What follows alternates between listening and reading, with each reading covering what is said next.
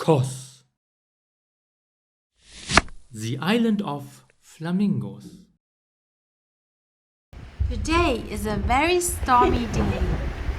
We spent the most time of the day at the hotel to sort our footage. In the evening there is no wind, so we go on a discovery tour. We will now find out who lived in that castle. Near to Coma-Media, there is an old fortress built by the Knights of St. John in the 14th century. It's the biggest fortress on KOS.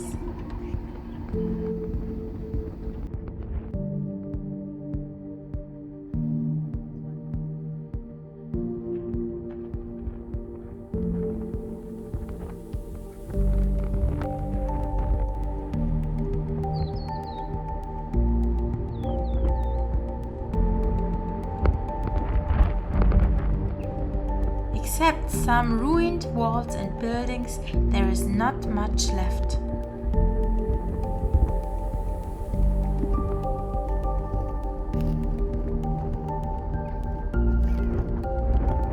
The nature starts to recapture its place.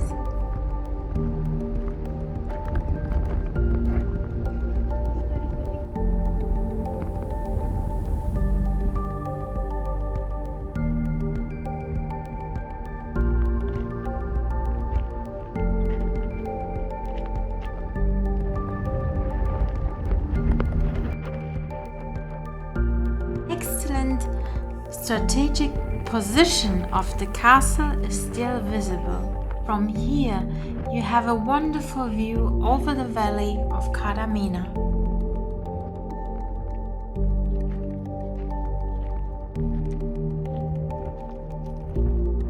In this large area we are almost alone.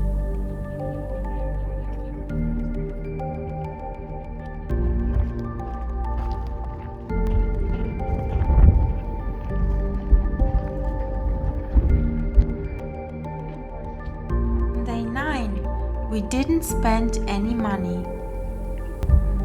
€52.10 are still remaining for the next 4 days.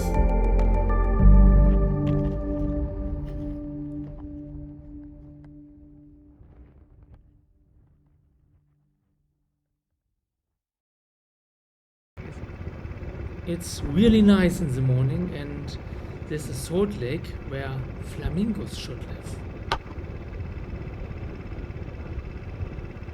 The way to the salt lake, we are passing the old Windmill of Antimachia. It's the oldest and still functional windmill on KOS. There's no entrance fee, but if you want to visit the windmill from the inside, you have to buy something in the small shop.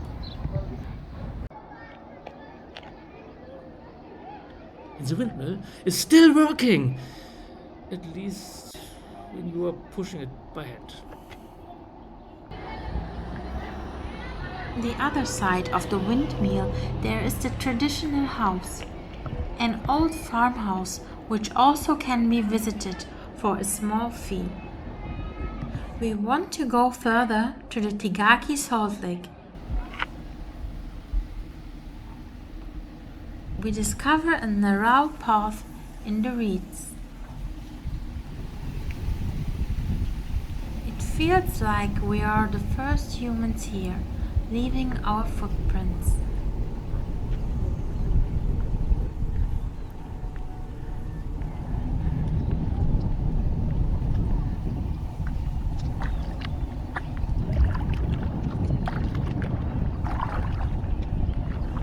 So this should be salt water, so I have to try it here. It's really salty.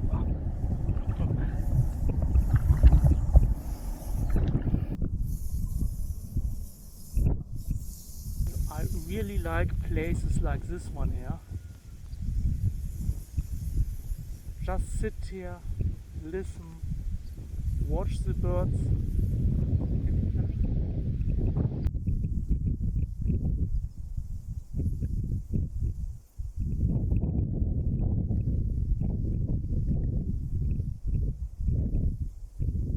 sit here for some hours and then we finally see them, the flamingos. Unfortunately, I only have a cell phone camera with me and I can't film the birds as I would like to. With such a good camera, I would be able to make better pictures. The camera belongs to Konstantin. We meet him at a bird watching hut in the wetlands in the east of KOS.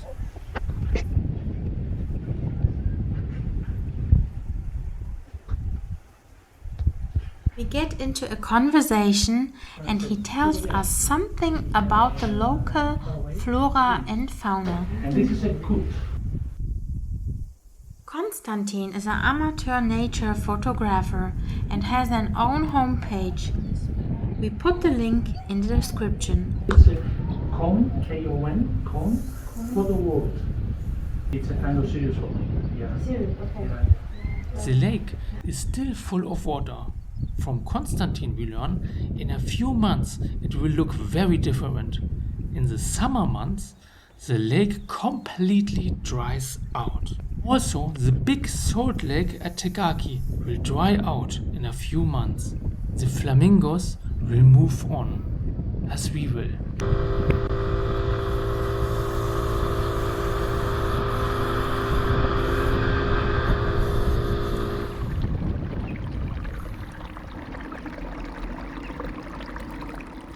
From Palio Pili, there is a trail to the KOS, the highest mountain on the island. It's already late and we want to take you with us to a shorter hiking tour. The buildings are from the 11th and the 15th century. After a cholera epidemic in the year 1830, the village was left by the citizens. Above the village, there is a Byzantine fortress. There are several paths that lead up. However, to find them is not so easy. At first, we also take a wrong turn. But it's easy. On the other side of the church, there is a big dark bell. You turn left at the bell and go upstairs.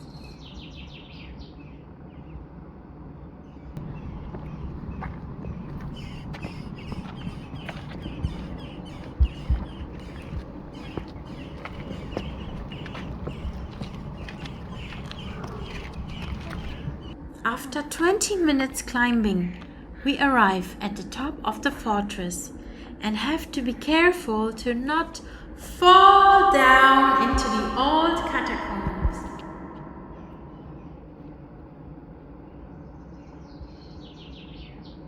It's the oldest fortress on the island. It was built by the Byzantines in the 9th and 11th century. We feel like being transferred back to the old times. With a wonderful view over the north coast of the Aegean, we enjoy this magical moment and round the day off.